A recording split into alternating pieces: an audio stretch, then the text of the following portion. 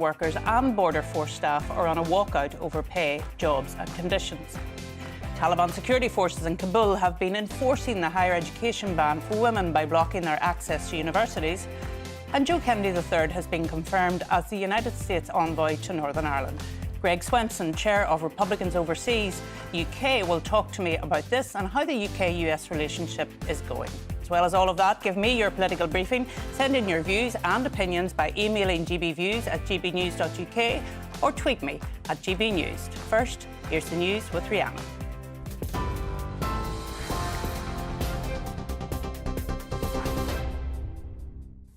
Thank you, Arlene. Good afternoon. It's 1 minute past 2. Your top stories from the GB newsroom. 3 people have been killed and several others wounded after a gunman opened fire in central Paris. A 69-year-old suspect has been detained by police in connection with the attack, which took place at a Kurdish cultural centre.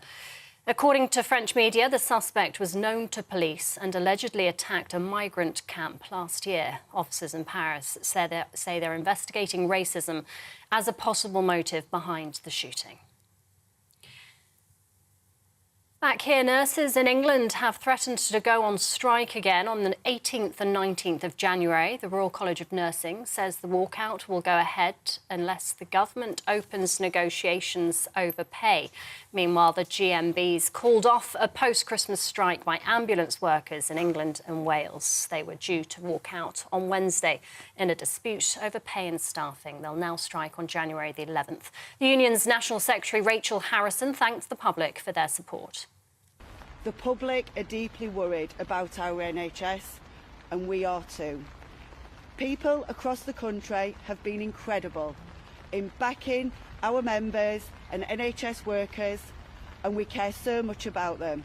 That's why we are suspending the proposed GMB industrial action on the 28th of December. We know the public will appreciate being able to enjoy Christmas without any additional anxiety.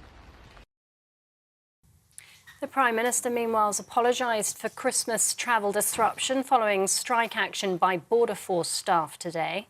What do we want? 10%! When do we want it? No! Heathrow, Gatwick, Birmingham, Cardiff, Glasgow and Manchester airports are all affected. However, Heathrow claims it's operating as normal. Military personnel and volunteers from the civil service have been trained to step in. Rishi Sunak insists public sector pay must be controlled to keep down inflation. First of all, I'm really sad and I'm disappointed about the disruption that is being caused to so many people's lives, particularly at Christmas time. What I'm trying to do is make the right long-term decisions for the country, for everybody's benefit. And I think we all know that the major economic challenge we all face now is inflation. It's inflation that's eating into everyone's pay packets, it's rising the cost of living, and I want to make sure that we reduce inflation. Part of that is being responsible when it comes to setting public sector pay. GB News understands airlines face millions of pounds in extra fuel costs as they deal with likely long delays during the Border Force strike. British Airways is one of a number of airlines instructing its pilots to take on additional fuel to help jets cope with having to hold for an extra hour in the skies during the week-long walkout. A senior aviation source said the contingency plan was essential but extremely costly. The Prime Minister says it's completely reasonable for the UK government to consider blocking new gender legislation in Scotland. Rishi Sunak's comments come after MSPs voted yesterday to pass the Gender Recognition Reform Bill. It lowers the age when people can apply to change their legal gender to 16 and removes the need for medical diagnosis. Holyrood has warned any attempt to intervene from the UK government will be vigorously contested. A deep freeze is wreaking havoc across most of the United States and parts of Canada, with experts warning exposure to bare skin could lead to frostbite within minutes. The powerful Arctic winter storm has placed more than 100 million people under weather alerts ahead of the Christmas weekend. It's forecast to develop into what's being described as a bomb cyclone, unleashing heavy, blinding snow. Forecasters are warning the cold snap could bring with it the iciest Christmas in decades. While back here, motorists are being warned to expect long delays as millions hit the road to spend Christmas with friends and family. The AA says today will be the busiest day of the festive period, with an estimated 16.9 million journeys being made across the UK. A strike tomorrow by thousands of RMT members working at Network Rail is expected to make matters worse. That walkout will last until December the 27th. The Princess of Wales has paid tribute to the late Queen Elizabeth in a special broadcast set to air tomorrow on Christmas Eve. A warning: the following contains flashing images. Catherine introduces the Royal Carol service held at Westminster Abbey, attended by other members of the royal family, including the King and Queen Consort. It's the first since the Queen died in September. This year, we've invited hundreds of inspiring individuals to the service, those who showcase the power of connectedness and community values, allowing us to continue Her Majesty's tradition of recognising and thanking those who have gone above and beyond to support others. Her Majesty leaves with us an incredible legacy, and one that has deeply inspired many of us. And George Cohen, part of England's 1966 World Cup winning team, has died aged 83. Cohen played every minute of the victorious campaign on home soil and in total won 37 caps for his country. His former club Fulham announced his death this morning. This is GB News. We'll bring you more as it happens now, though.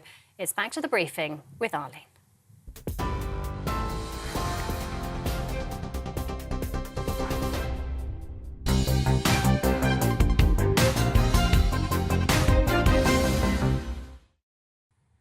Welcome back to the briefing. Well, it's a strike mare before Christmas as Royal Mail postal workers and Border Force staff are on a walkout over pay, jobs and condition.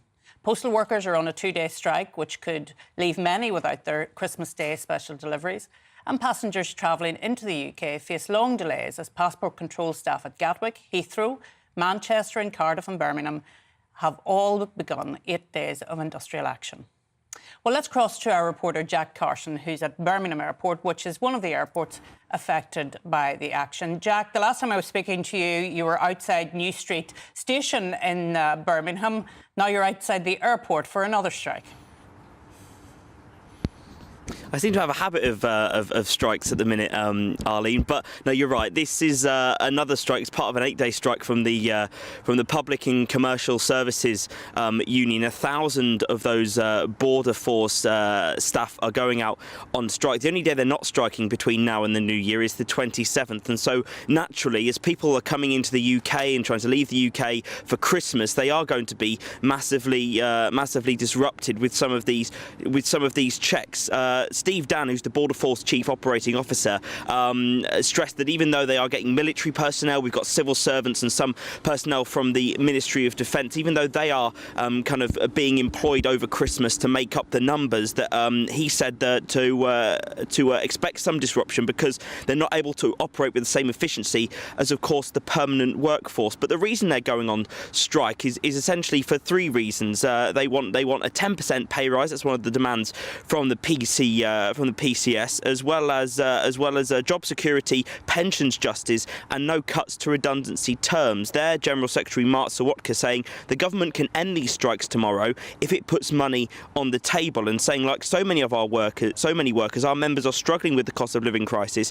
They're desperate and they're being told there's no money for them. Now, just today, there's around 1,300 flights expected to come into the UK, and what happens when those people come in and try to go through Border Force? Of course, some of the cases of people arriving in the UK are quite complex, and so need those Border Force personnel, to process their entry into the UK. But airports today trying to limit disruption by using passport e-gates, essentially electronic way for you to scan your passport and arrive and get in and check into the UK a lot quicker. Now, one of the problems with that is that children under 12 with passports can't actually use those gates, and so they still need that physical presence in order to be able to enter the country, which is why we possibly are seeing some disruption around the UK. It's quite minor here at Birmingham Airport, where it only really got around 15-minute, 20-minute delays to some flights coming in. That does have a little bit of a domino effect for flights coming in here throughout the day. In terms of other airports around the UK, of course, we know from that GBNews exclusive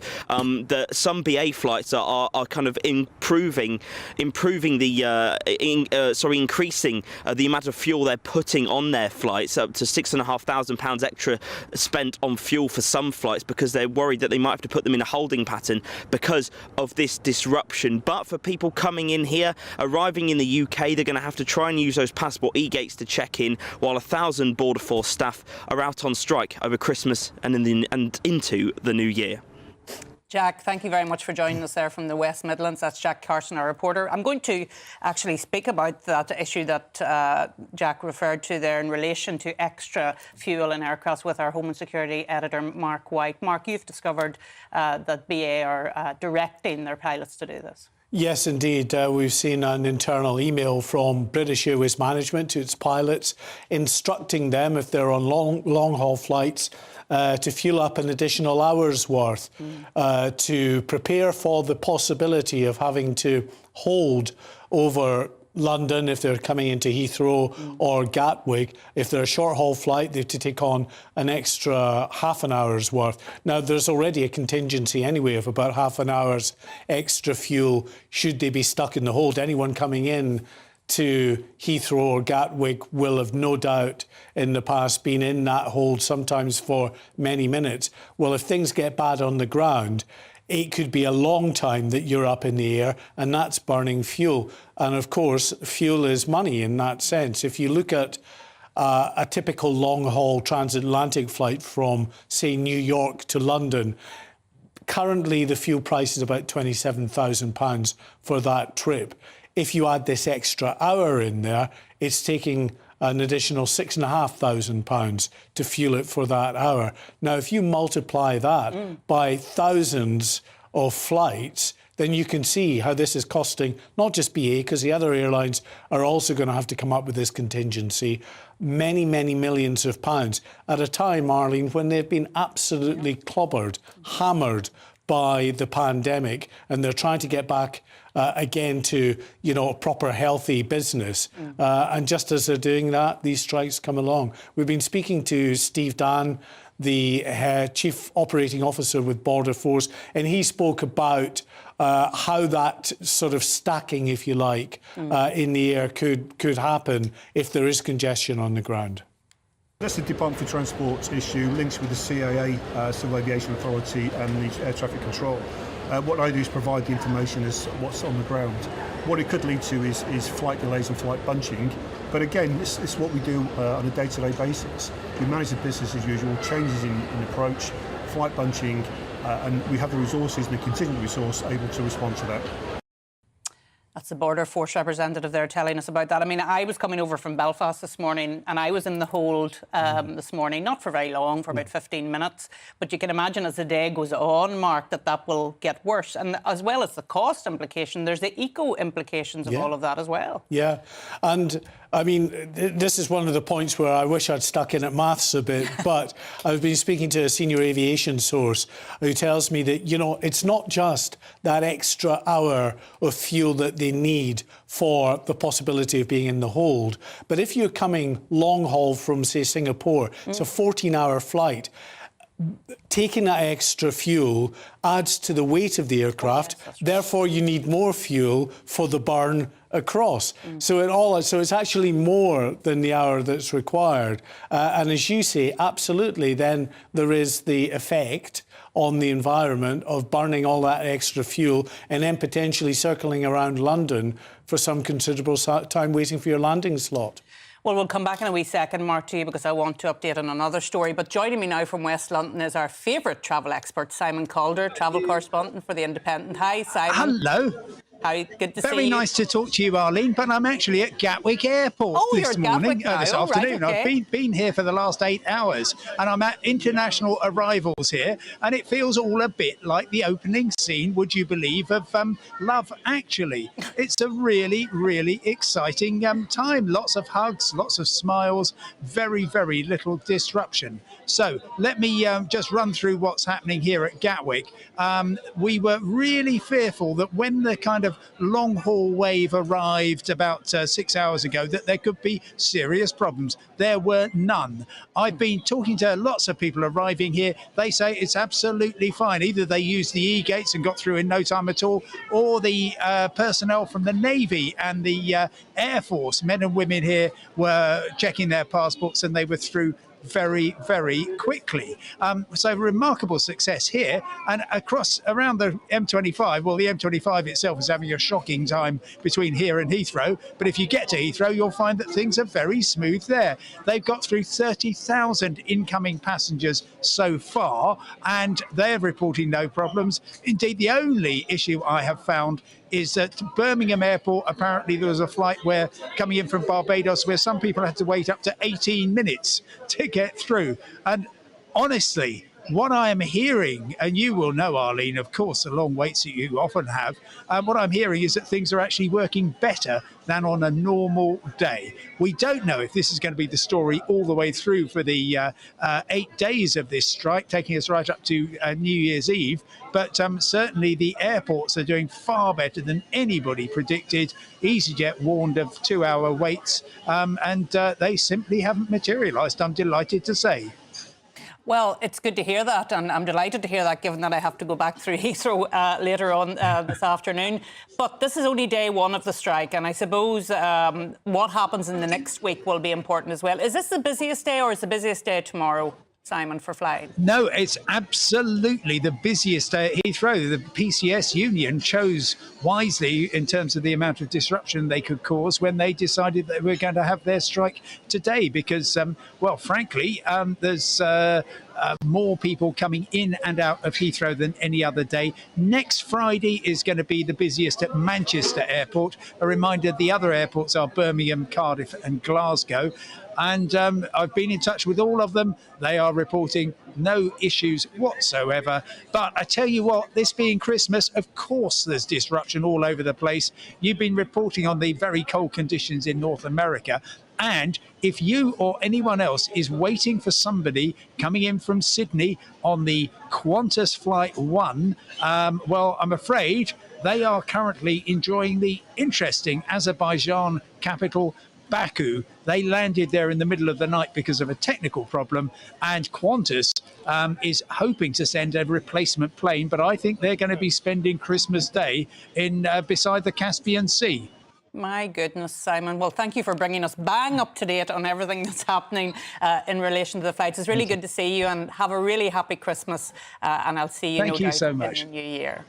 Well, Mark's still with us because we want to bring you the most up-to-date position in relation to that story that we heard about on the news, Mark, that attack in Paris. Bring us up to date. Yeah, very worrying situation. Yeah. It unfolded just after 12 o'clock local time in Paris, in the 10th arrondissement in central Paris, not far from the Gare du Nord rail station. It was a Kurdish cultural centre that seems to have been the epicentre of this gun attack. The 69-year-old suspect, a Frenchman, former railway train driver, we're told, is in custody now, having opened fire, according to French authorities, and killed 3 people, injured another 4 people.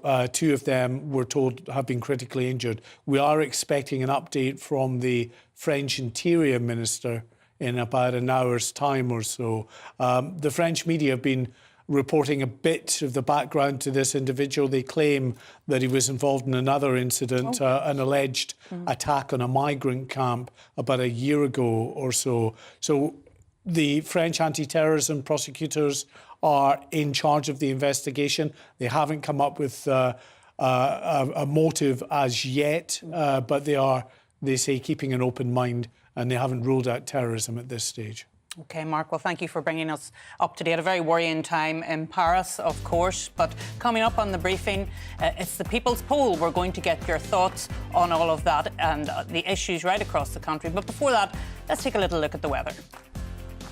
Hello, I'm Alex Deakin, and this is your latest weather forecast from the Met Office. The Christmas weekend is going to be pretty mild, at least to start with. It is going to turn colder by Boxing Day. As well as being mild, it's going to be windy with some rain around. Certainly plenty of rain today. This weather front slowly heading northwards, making for some pretty grim conditions on the busy roads, particularly parts of the M1 up through the M6 and the M62. A very wet afternoon across much of northern England and Northern Ireland. The rain is edging away from southern areas, so brighter skies arriving here, and mostly fine across Scotland until later on when the rain creeps into the south. Just a few showers. Cold across northern Scotland, temperatures not much above freezing, but very mild further south, double digits, if not into the teens. But feeling cold under this rain band. It is mostly rain, and it will be rain as it hits the central belt of Scotland this evening. But to the north of the central belt, over the hills, we will start to see some snow falling overnight. The rain clearing from northern England, Northern Ireland for a time, but some showers will drift in through the night. It's going to be blustery, it's windy today.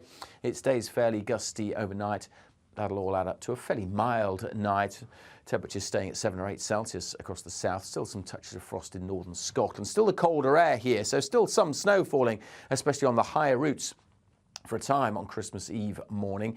For many, it's a bright and breezy kind of day. There will be some showers, mostly in the west, but a good part of the Midlands, eastern England, staying dry and fine through Christmas Eve. And it will be mild, double digits almost across the board. Still fairly cold, though, across much of Scotland, especially where the rain and hill snow persists.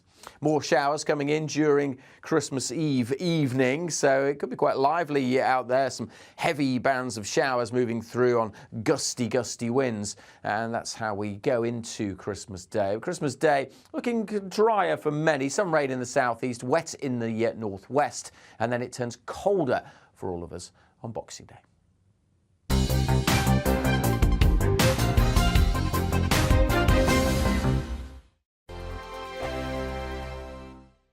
Monday to Thursday, 9 p.m. till 11 p.m. Join me, Dan Wootton. I'll bring you the sharpest takes and hottest debates. Do you not believe in prison? I don't believe in prisons. I'm completely stunned. I guarantee you there'll be no spin, no bias, no censorship. I actually was personally quite offended by it. And no reason to go to bed. So I guess they've always been quite woke. That's Dan Wootton tonight on TV, radio and online. Monday to Thursday from 9 p.m. till 11 p.m. on GBNews. The People's Channel, Britain's news channel. Every morning from 6 o'clock, we'll wake you up with GB News Breakfast with all the stories you didn't know from the night before. So whether it's serious news, entertainment or your own views from all over our great nation, we're here to kick off your day with a smile. The national media should be reflecting and reporting what's happening here. You will notice the northwestern accents. Whether you're with us on TV, radio or online, every morning, it's breakfast from 6 a.m. Hope you can join us. Join me every Sunday at 6 p.m. for Gloria Meets. In exclusive interviews, I'll be finding out who our politicians really are and what they really think. It's something that you would never want anyone to suffer. I didn't know what channels there were. I didn't think I'd be believed. I must have weighed about 7 stone and I'm 5'8". My instincts was to sort of cover this up. I mean, clearly that was a mistake. Join me every Sunday at 6 p.m. on GB News, the People's Channel, Britain's news channel. Hello there, it's Eamon Holmes here from Breakfast on GB News. We're not just on your television and your screens, you know. We're on DAB plus digital radio, so you can listen to your favourite shows on the move. If you've not yet listened to GB News Radio, it's very simple. We're on your radio player and TuneIn apps, on your smart speaker, phone or tablet, or online at gbnews.uk. Take us with you wherever you go. GB News Radio. You never have to miss a moment of the People's Channel. My name's Tom Harwood and join me 9:30 a.m. every weekday for The Briefing, your one-stop shop for everything you need to know about what's going on in politics today. I wonder if this is a deal that might need to be like the biscuits in this factory, twice baked. Is there not an opportunity here to win out against the extremes? Tom Harwood, GB News. What are you going to do about it? Things should have been done differently, and they certainly are being done differently. Don't miss it. The Briefing with me, Tom Harwood, 9:30 Monday to Friday on GB News. Hello, I'm Simon Evans. Join me on GB News for Headliners at 11 p.m, where I'll be joined by two of the country's top comedians as we take a look at tomorrow's newspapers tonight. If it's a big story, we'll be covering it, I guarantee, but we'll also have some fun along the way. That's GB News Headliners at 11 p.m. We won't put you to sleep, unlike some of the other paper review shows out there. So join us, 11 p.m, 7 nights a week.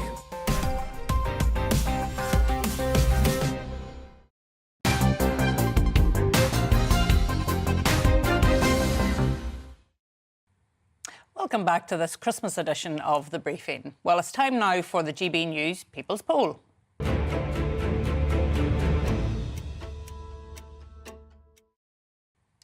This week we asked a range of questions from the Rwanda migration plan to the strikes and to the competency of our last three Prime Ministers. For more analysis on the polls, delighted to say I'm joined in the studio by David Cowling. David, this has been quite a wide-ranging poll. We've covered a lot of subjects, but the first piece that I wanted to look at with you was that 57% of the public say that nothing in Britain works anymore. People are quite frustrated at this time, aren't they? Very much so, and the segment before, and you've been trawling through it all today, I know, just highlights the fact that for lots of people, things that they assumed were constants and things that they use. It's not an abstract thing for them. Hospitals, nurses, travel, all of that. Post, all of that is going to hell in a handcart, they think.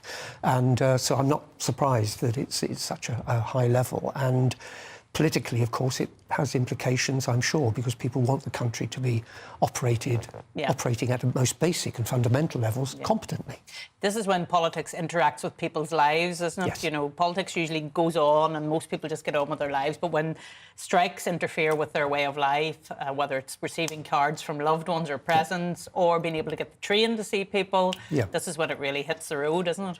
It does, and I'm sure contributes to the fact that Conservatives are still struggling to get out of the 20% when it comes to the overall polling for voting intention. Yes, I mean, it's lots of politics, lots of things people see on the television, it's grand concepts, but this is real. Yeah, and the other thing that's very real, of course, is the migration issue, and 40% of the public support the government moving on the Rwanda policy. Were you surprised by that? No, I mean, it's a highly contentious issue, as we know. But still, the public have, I think, in previous polls as well, been supportive of the Rwanda project, much to the shock of some people who are bitterly opposed to it. Outside the Westminster bubble. Outside the Westminster bubble. Yeah. But there's an interesting age divide. Amongst 18 to 24-year-olds, about 17% support the policy. Amongst 65-pluses, 66%. So there's quite an age division, but there's still, 40%, and only 29% oppose it. Yeah, I thought that was very interesting, the 29%, and then there were people who neither oppose or support. That was quite a significant chunk as well. Very much so, yes. About a quarter of people either, don't either support or oppose or don't know. So it's still quite a number of people out there haven't yet made their minds up on the issue. But those that have seem to be veering significantly towards support for it. Yeah. And we've spent a lot of this year, David, speaking about the Tory party for obvious reasons. And we asked the question in our People's Poll about the Prime Minister. Which is the best Prime Minister? And we asked it generally and we asked it of Conservative voters. Tell us what we found out. Well, they were asked which of the three Prime Ministers in 2022, because we've had so many, which was the most competent. And amongst the general public, amongst all voters, Boris Johnson gets 32% and Rishi Sunak 29%, Liz Truss 3%, with about a third not offering an opinion.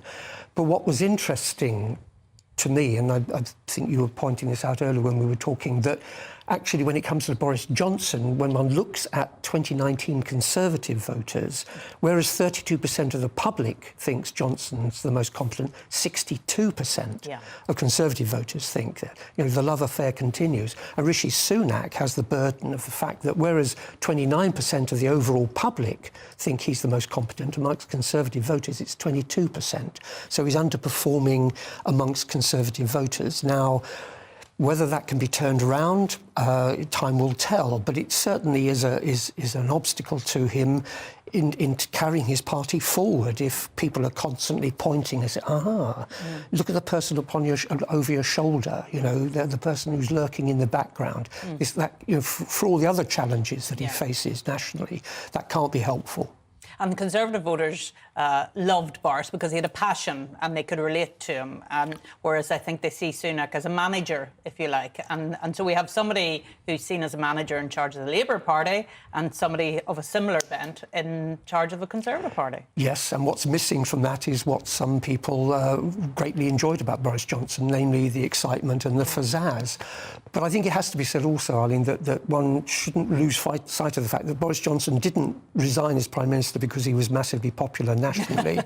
So although the Conservatives are still continuing the love affair, the fundamental reason why he left probably still remains. And that's, again, another problem. If they're going to go into the next general election, do they confront, if you like, what the public have moved on?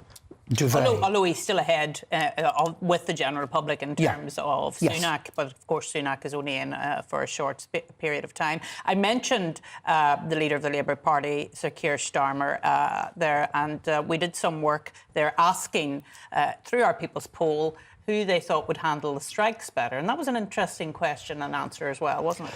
Yes, indeed. Given the sort of rising standing, if you like, of Keir Starmer, given he comes from a Labour background, we asked who would best manage strikes as Prime Minister, Sunak or Starmer.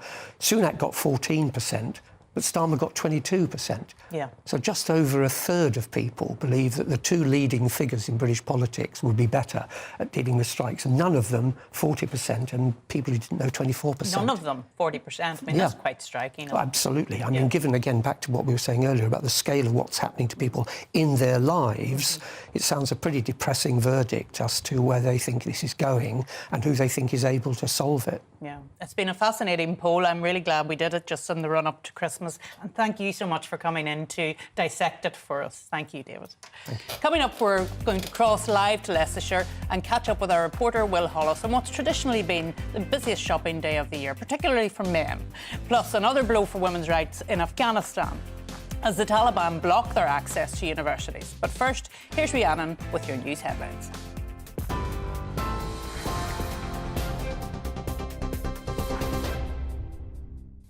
Arlene, thank you. It's 2:31. Your top stories from the GB newsroom. 3 people have been killed and several others wounded after a gunman opened fire in central Paris. A 69-year-old suspect has been detained by police in connection with the attack, which took place at a Kurdish cultural centre. According to French media, the suspect was known to police and allegedly attacked a migrant camp last year. There's no confirmed motive for the shooting, but officers say they're investigating possible racism. Nurses in England have threatened to go on strike again on the 18th and 19th of January. The Royal College of Nursing says the walkout will go ahead unless the government opens negotiations over pay. Meanwhile, the GMB's called off a post-Christmas strike by ambulance workers in England and Wales on Wednesday. They'll now strike on January the 11th. The union's National Secretary, Rachel Harrison, thanked the public for their support. The public are deeply worried about our NHS, and we are too. People across the country have been incredible in backing our members and NHS workers, and we care so much about them. That's why we are suspending the proposed GMB industrial action on the 28th of December. We know the public will appreciate being able to enjoy Christmas without any additional anxiety. Meanwhile, the Prime Minister's apologised for Christmas travel disruption following strike action by Border Force staff today. Gatwick, Birmingham, Cardiff, Glasgow and Manchester airports are all affected. However, Heathrow claims it is operating as normal. Military personnel and volunteers from the civil service have been trained to step in. And George Cohen, part of England's 1966 World Cup winning team, has died aged 83. Cohen played every minute of the victorious campaign on home soil and in total won 37 caps for his country.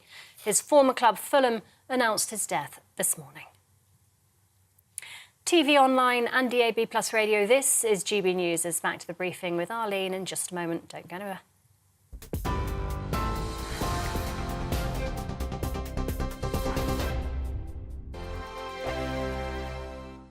We are GB News, and we'd like to say thank you to each and every one of you for bringing us your conversations, for helping our great nation find its voice. We are here for you on radio, television, and online, across England, Scotland, Wales, and Northern Ireland. It's not the BBC, you actually get your facts right. We are proud to be GB News, the People's Channel, Britain's news channel.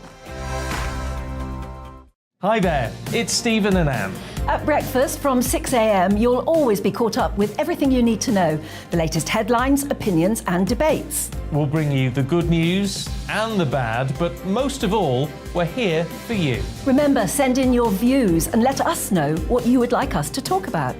That's because we're your news channel. And every morning at 6 a.m, it's breakfast on GB News.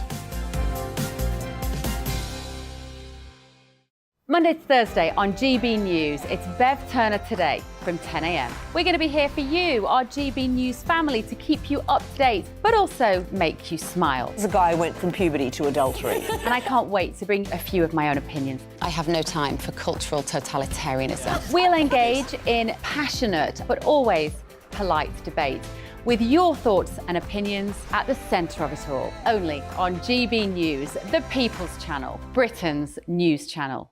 Join me, Nana Akue, Saturday and Sunday afternoons on GB News.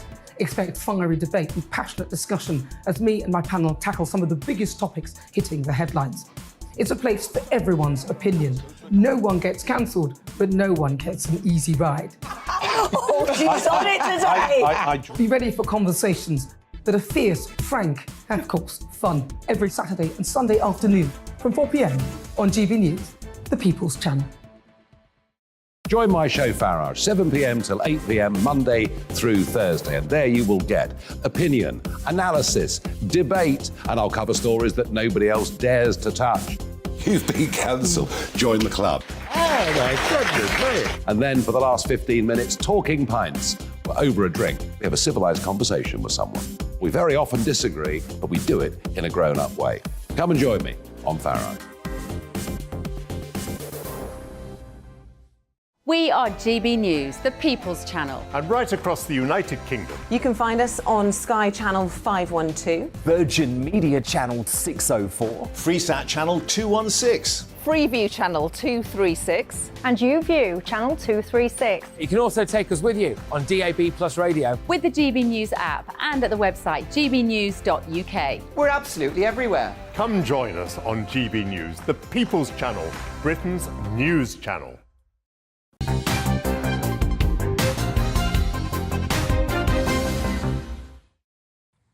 Welcome back to the briefing. Well, the top story of the day, of course, is the wave of strikes affecting the UK. Prime Minister Rishi Sunak visited earlier today a homelessness charity in central London, and he was questioned about the strikes. This is what he had to say. So what I'd say is, first of all, I'm really sad and I'm disappointed about the disruption that is being caused to so many people's lives, particularly at Christmas time. When it comes to, let's be honest, it's a difficult question of setting public sector pay. The government has acted fairly and reasonably in accepting all the recommendations of the public sector pay review bodies. It's an independent process that government has listened to. I'd urge everybody who's travelling at the moment to just please check before you make your journey so you know what's happening. You're risking a dangerous escalation, though, aren't you? You're obviously trying to hold your nerve with the unions, but the fact that more strike dates have been announced is a sign of failure, right? What I'm trying to do is make the right long-term decisions for the country, for everybody's benefit. And I think we all know that the major economic challenge we all face now is inflation. It's inflation that's eating into everyone's pay packets, it's rising the cost of living, and I want to make sure that we reduce inflation. Part of that is being responsible when it comes to setting public sector pay. That's why we have an independent process. I know things are difficult, but it's right that there's an independent body that makes recommendations to the government, and the government accepted those, that it increased its offer, matched all those recommendations. I think that's the reasonable thing to do, and in the long term it's the right thing for the whole country that we beat inflation. Are you ruling out a one-off pay offer? There's a great deal of sympathy when it comes, including from Tory voters, to NHS workers striking. Are you ruling out a one-off payoff for them? You know, I'm really grateful to all our public sector workers, including those in the NHS, for the fantastic job they do for us. And as the Health Secretary and I have previously said, our door is always open. You know, the government's always wanting to talk to people, to engage with them about, you know, what we can do to make sure that their jobs are fulfilling, rewarding. There's lots of things that people have raised as things that we might make a difference to, and we'd be happy to talk about all those things. And Health Secretary's been clear, his door, the government's door, is always open to have those talks. That was the Prime Minister speaking earlier on. And as we've been speaking about Border Force as well earlier with some guests, they're also on strike, adding disruption to those making the getaway for Christmas. And here's a little package from the Border Force representative. Well, we've done a lot of work to try and reduce that and minimise any delays at all, working with the operators, as you're probably aware. That's the airlines, the airports. We've had lots of meetings with those, and we're very, very grateful for the support they've had. The other thing we've done is brought in extra resources. So we've got significant numbers of military personnel here helping us out, volunteers from across government departments, as well as Border Force officers who have come into the workplace. With all that, we don't think there will be significant delays, and we're doing everything we can to minimise any disruption. My job is to manage pressures, is to move resources, is to identify where the threats and risks are. We are about border security, let's be very clear, and border security will not be compromised in what we're doing. And so I'm making sure that we have the right resources, the right trained resources in the right place to keep the UK's border safe and to ensure a smooth flow of passengers through the border. I understand staff taking the position they have. It's not for me to comment on that. I'm here to manage the operations and make sure that we keep the borders open, the borders secure, and passengers, people arriving in the UK, get to where they want to for Christmas. I've not seen any negative comments, and our military personnel have been absolutely superb, and I'm really grateful for them who've given up their Christmases. I recognise that, as have a lot of people, to help and support us, and as I say, to get people to where they want to go. I think it's clear to say they should prepare for a disruption, because I can't discount there will be some disruptions to their journey. So be prepared for that. Make sure they stay in contact with their operators, travel operators, to understand any changes that have occurred. We've put lots of plans in place to ensure the well-being of people, identify people who may be vulnerable in queues, and we've also encouraged people to use the e-gates. We're stood here in Heathrow, and there's messages repeatedly going out. If you can use an e-gate, please use an e-gate. But I will say we've got very robust contingency plans in place for all sorts of scenarios. And that was the Chief Operations Officer from Border Force bringing us up to date on how the strike is impacting his services to all those people coming into the UK. Well, the race to finish all of your Christmas shopping ahead of Christmas Eve is starting in our towns and cities right across the country. December 23rd is traditionally the busiest day of the year, especially for men, it has to be said. And despite the cost of living crisis, that's unlikely to change now. Brits spend around £800 more per month in December, but that cash won't go quite so far this Christmas, according to the British Retail Consortium. Will Hollis joins us from Melton Mowbray, where pork pies and Stilton cheese will be on the top of many shoppers' lists. Will, it's good to see you. I hope you're having a good day catching up on all your shopping. No, Arlene, I was done about a month ago. I was really well prepared because being in the news, you're kind of in the nose to what strikes are coming up. Here in Melton Mowbray in Leicestershire right now, kind of on the Leicestershire-Nottinghamshire border, it's actually been a little bit quieter than I might have expected, but that seems to be because of the rain. About 20 minutes ago, the rain had stopped when I was setting up my camera, and a lot more people were out and about. There was a lot of single men, just like you said, seemingly carrying small gift boxes, but there was also one part of town that was really busy, and that, of course, is the pork pie shop, because Melton Mowbray is famed for pork pies. Someone was telling me earlier that it brings about £100 million into the economy. Stilton cheese as well. And while you might be thinking that, of course, we've got inflation, 10% at the moment, primarily being driven by food prices, you might think that quality foods might be forgone in favour of quantity. But that's not what Matthew O'Callaghan from the local food partnership was telling me earlier today. The Melt Mowbray pork pie and Stilton cheese are the essential items for anybody's Christmas in Leicestershire and the East Midlands and further afield. And we found actually that they're not being affected by inflation. If you've got little money to spend, you want to spend it on quality items and have a real eating experience rather than wasting money on some rubbish. So that's why we're still finding, despite inflation, good sales of Melt Mowbray pork pies and Stilton cheese. Stilton cheese and Melt Mowbray pork pies are really essential to this town's prosperity. We earn over £100 million just on food tourism alone related to those two items. And of course, they are the mainstay of the food industry here in Leicestershire. Well, of course, it isn't just pork pies. A lot of people will be hoping to have some Christmas turkey on Christmas Day, but we know from recent reports, particularly because of the cost of living crisis and, of course, avian flu, that the price of Christmas turkeys has gone up. Most people will probably have that sorted by now already. The British Retail Consortium, who've been following food prices and footfall on the high street, says food price rises have been the main driving force behind this year's overall inflation figures, so consumers face a more expensive Christmas food shop.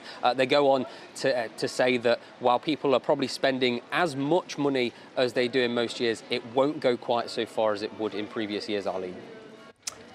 So, well, thank you for that, and I hope that you're going to have a little bit of the pork pie and maybe some Stilton later on. But just before you go, I just wanted to ask whether you had any idea whether we were back to pre-pandemic shopping for the 23rd of December, or whether we're back to where we were last year, or, you know, what is the feeling out on the high street? Are people getting out and about again? Yes, well, I was actually on this very high street. I think I was on here Christmas Eve last year, and there were still very big queues. Lots of people were wearing masks because you'll remember Omicron was a big problem last year. Gosh, that seems like such a long time ago. But no, right now, the figures that I've had from the British Retail Consortium say that we are still 10% down from where we were 3 years ago for this period for November and December compared to 2019. But the real figures won't be out until later in January. I think it's about January the 10th when we might know just how busy this Christmas period has been. Well, thank you so much for joining us, and have a very happy Christmas up there in Nottinghamshire. Well, the Taliban security forces in Kabul have been enforcing the higher education ban for women by blocking their access to universities. Despite initially promising a more moderate rule respecting rights for women and minorities, the Taliban have widely implemented their interpretation of Islamic law, or Sharia, since they seized power back in August of 2021. Joining me now is Andrew Fox, Senior Lecturer at the Royal Military Academy in Sandhurst. Thank you, Andrew, for joining me. I remember back to that withdrawal time when the US forces were leaving, and then we had to leave too. And there was a sense that this was a different Taliban in 2021 than there had been in 2001. Surely this now shows that this is the same Taliban that we're dealing with. Of course, it's the same Taliban, and I think the sort of propaganda they pushed out that they were thinking about changing their position and becoming more moderate was always really just a fig leaf to cover up the fact that they were going to slowly bring in the same old policies and inflict the same old constraints upon their society. Yeah, and back in 2001, of course, when we took over from the Taliban, the Allies took over in 2001, there were no girls in schools. And then that rose to about 3.6 million in 2018. They have then progressively dismantled women's rights in the country. What more should we be doing to highlight this, Andrew? Because it is an absolute scandal. Yeah, and I think we need to just dig into those statistics a little bit further. You know, until yesterday, 21% of Afghan university students were women. We're now on day 461 where girls aren't allowed to go to secondary education. And, you know, the corollary to that is that professions like midwifery are going to not have the qualified people they need to help child mortality rates. And Afghanistan's already one of the worst countries in the world for that. So I think when we dig into the statistics, you know, it's almost hard to underestimate just how much Afghanistan is the worst country in the world to be a woman at the moment. Now, what do we do about it? That's the really tricky thing. I mean, it was costing $45 billion a year to keep a military presence in Afghanistan. And since we left, we've essentially cut their economy. There's almost no economy in Afghanistan because their foreign assets are frozen. No money's going into the country. And so the Taliban don't really have any incentive to change. Now, you could make a case that perhaps if we, essentially allow money into the country, that might persuade them to be more liberal. But there's no guarantee that would work. And also, do we really want to be giving money to these appalling people? So it's a really tricky quandary. And there's no quick or easy solution, I'm afraid. And I thought it was quite interesting, Andrew, that some other Islamic countries have spoken out against the actions of the Taliban in Afghanistan. So we had Saudi Arabia and Turkey saying that it was wrong to stop women going into education. Did you think that was significant? Yeah, I mean, it does somewhat undermine the Taliban's argument that the reason they're doing everything they're doing is because Islam dictates that they have to. And you speak to the Afghan refugees who've come over here, and I've been working extensively with them for the last year. And, they don't describe a version of Islam that I think anyone would recognise outside of those hardcore, Taliban extremists who are currently running that country. So, even in the Islamic world, their argument doesn't carry moral weight. And, they've had so much to do with Qatar, they've had so much to do with other parts of the Gulf region, that hopefully they've got actually a better chance of persuading the Taliban to change their ways than we in the West do. Yeah, I thought it was very interesting that actually Saudi Arabia, I would have expected Turkey to have spoken out, but Saudi Arabia I thought was quite interesting, given that they have only allowed women to drive very recently. But the fact that they're stopping women, as you say, from even engaging in education for those fundamental issues like childcare and for paternity care is really, really very worrying, Andrew. But thank you for coming on today to speak to me on the show and for highlighting this issue again. Thank you.